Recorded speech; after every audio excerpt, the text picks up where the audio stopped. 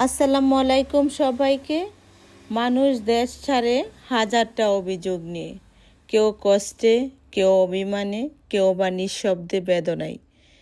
ভাবে এখানে খুব দম বন্ধ লাগছে, দেশ ছেড়ে চলে গেলে হয়তো সব ঠিক হয়ে যাবে।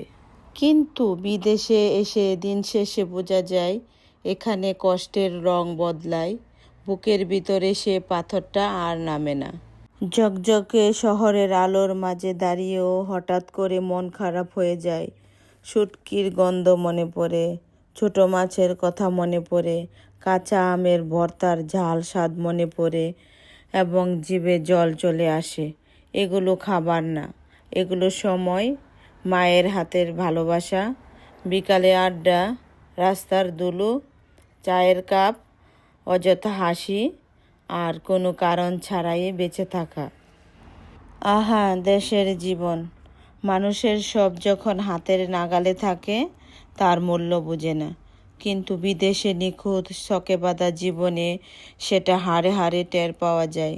দেশে আমরা কি ফেলে এসেছি, তখন আমরা হাড়ে হাড়ে বুঝতে পারি বিদেশ আসলে শখ না, এটা এক ধরনের ত্যাগ। নিজের মাটির সঙ্গে, মায়ার সঙ্গে প্রতিদিন একটু একটু দূরে সরে যাওয়া। আহারে শখের বিদেশ! এখানে মানুষগুলো কেমন জানি রোবটের মতো হয়। বিদেশে সহজে কেউ কারো আপন হয় না। বিদেশ মানিয়ে হচ্ছে পরদেশ। এখানে সবাই পর, এখানে নিজেকে মানিয়ে নিতে হয়, মানিয়ে চলতে হয়। বিদেশে মানুষগুলো আকাশের রঙের মতো ক্ষণে ক্ষণে রং বদলায়, আজকে ভালো তো কালকে খারাপ। বিদেশের মানুষগুলো কেমন জানি হয়, ওদেরকে নিঃস্বার্থভাবে ভালোবাসলেও এর মর্ম বুঝে না।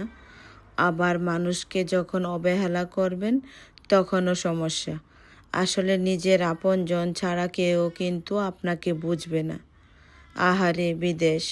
এখানে স্বপ্ন বড় হবার সাথে সাথে পাল্লা দিয়ে মন খারাপগুলো আরও নিঃশব্দে বড় হতে থাকে। বিদেশের লাইফস্টাইল নিঃস্বার্থ বলে কিছু হয় না, এখানে সবাই গিভ অ্যান্ড টেক। আশা করি সবাই খুব সুন্দরভাবে বুঝতে পেরেছেন। আল্লাহ।